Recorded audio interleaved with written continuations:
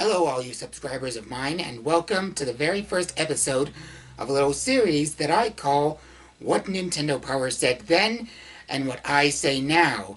In this series that I came up with, I'm going to be talking about games that were shown in Nintendo Power years ago, and I'm going to talk about what was said about the games in the old Now Playing pages of Nintendo Power, and I'm going to give out my honest opinion about the games. So, without further ado, let's begin with Beavis and Butthead for the Super Nintendo. So here's Nintendo Power Volume 67, and here's Beavis and Butthead shown in the Now Playing pages. So first, we'll read the article, and then we'll read the plus side and minus side. So here it says, Beavis and Butthead fans can finally can control their cartoon heroes in this standard platform game that will remind many gamers of the early Simpsons titles. How so? The graphics look great and the gameplay is tame side-scrolling fare. The concept is that B&B are desperate to get into the Gwar concert, but to get the tickets, they must perform incredibly stupid stunts. That would be great, except the play control isn't up to the task, and the stunts aren't just stupid, they're boring. Well, that's what they said then about the game. Now here's what else they said then, on the plus side and the minus side. First, the plus side.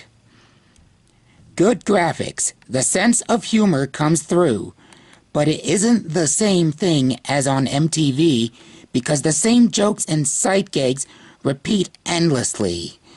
Good sound with a superior rudeness factor. You can switch between the guys. And now, here's what they said on the minus side. Poor play control. Jokes get old fast. We expected more than an average platform game with belching and nose-picking. Well, that's basically all the rudeness that there is in the game, the belching and nose-picking.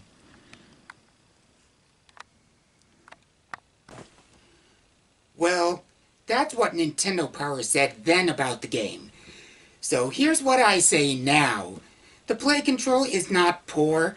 The play control is actually good. I've played that game lots of times and I thought the play control was awesome. And I don't see anything boring about the game or the so-called stunts. And I don't detect any jokes at all, or even jokes that could get old fast. Unless, of course, the belching and nose-picking are supposed to count as jokes. But other than that, Beavis and Butthead is really an awesome game. So anyway, that's what I say about Beavis and Butthead for the Super Nintendo. Now, to talk about another game that was shown in Nintendo Power. Cool World for the Super Nintendo. So here's Nintendo Power Volume 47. And then here's Cool World. Now, let's read the article. What they said then. You may have missed it, and chances are you did, but Cool World was an animated feature-length film that flopped at the box office last year. Ocean's Hop and Bop game might not fare much better. Cool World's imaginative graphics and great music are not enough even if the license was something you liked. As a human in a world of toonish bad guys, you must find power-up items, dodge and zap enemies, and then fight a boss before moving on to the next level. One problem is that the play control is so poor that half the time you don't even seem to be in control at all. Frustrating. Problem number 2 is that frustrating games are not fun to play. Now let's see what they said on the plus side and minus side. First, the plus side. Rich, imaginative graphics and a great musical score. Well, that is true. They got that one right. About the game, of course. Now, the minus side. The action in Cool World is confusing. Goals are unclear, and play control is awkward.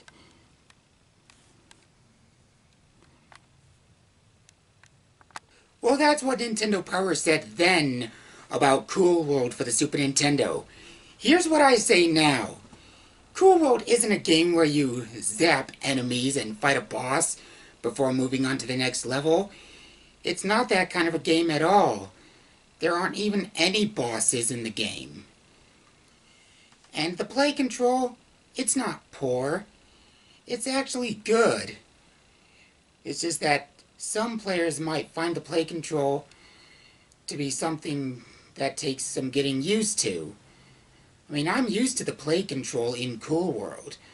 Also, Cool World is not such a frustrating game at all.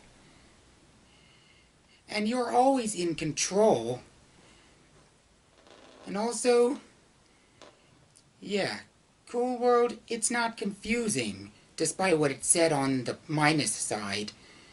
They were right, though, when they said on the plus side that the imaginative graphics were rich and the musical score was great.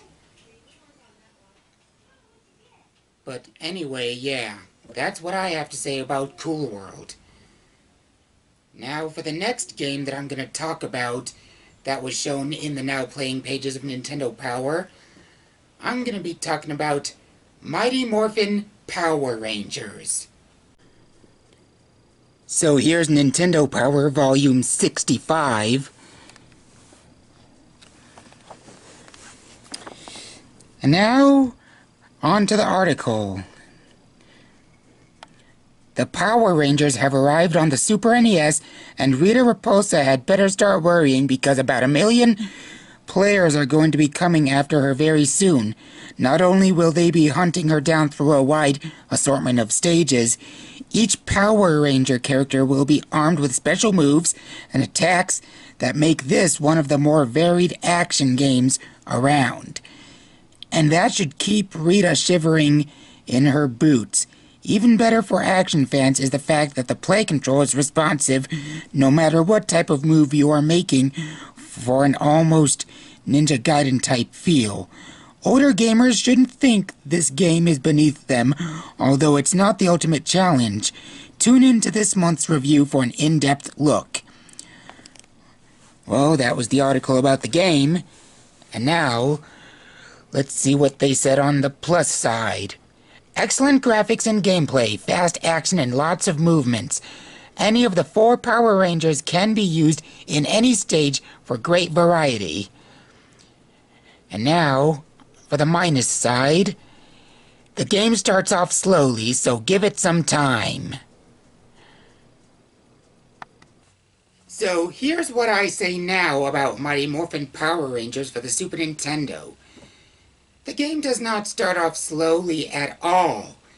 Even when you turn on the game and start playing, the action is still pretty fast. I mean, not hyper fast, but you get the idea. Well, that's pretty much all I have to say about the Power Rangers game. I mean, everything on the plus side of the game is correct. And after all, it is a very good game. But anyway, it's time to talk about another game for the Super Nintendo. Itchy and Scratchy. So here's Nintendo Power Volume 70. And here's the Itchy and Scratchy game. Now let's read the article right after reading this little thing right here. cats and mice don't mix, but they do mix it up in this cartoon action game starring the two cameo stars from The Simpsons. Now on to the article. In this game, you control Itchy while the computer controls Scratchy. Each of you has a life meter. If Itchy depletes Scratchy's life meter through the clever application of various attacks, then you get to move on to the next cartoon set. If Scratchy depletes Itchy's meter, the game is over. Scratchy gets some help from an army of little Scratchlings, but Itchy can pick up items and weapons to help him tame the persistent puss. Now here's what they said on the plus side. The Simpsons' colorful style of graphics, an interesting mix of platform and fighting action. And now here's what they said on the minus side. Really awful play control. This should have been a two-player game. Well, that's what Nintendo Power said then about Itchy and Scratchy. Here's what I say now. Even if Scratchy does deplete Itchy's health meter, that doesn't completely mean that the game is over. I mean, after all, you do have extra lives in the game. Also, they were wrong about what they said on the minus side.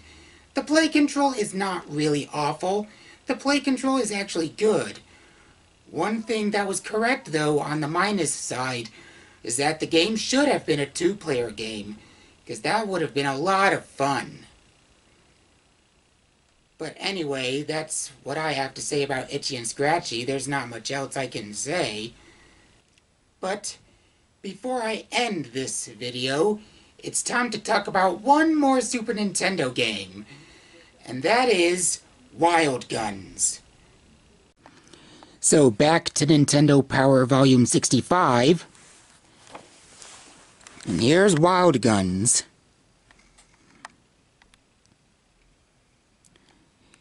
It's high noon in the Old West, and some thieving varmints, or whatever, are making a ruckus in town. Don't get riled, just get your 6-shooter and start blasting away. Wild Guns lets you shoot up the town to your heart's content along the lines of Lethal Enforcer. But in this game, you also have control of your gunslinging character on screen, so you can dodge bullets and everything else those yellow-bellied swine hurl in your direction. It's fun, fast action that utilizes regular controllers, but not the Super Scope. So here's what they said on the plus side. Good graphics and control. Both male and female heroes are available. Yes, all that is very true. And now here's what they said on the minus side. Not as much challenge as some shooting games.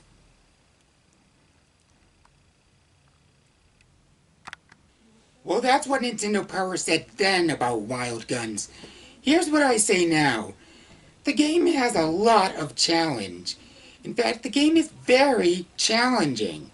But it is still a fun game to play, though. Especially for those who enjoy taking on a hardcore challenge. But anyway, that's all I gotta say about Wild Guns. And that's all for this episode of What Nintendo Power Said Then, and What I Say Now. If you enjoyed this video, then give it a like. If you haven't subscribed yet but would like to, then be sure and subscribe, and don't forget to hit the notification bell as well. And if you've got anything you'd like to say about the games that I've talked about, leave a comment below in the comment section. And remember, when playing video games, always play with power.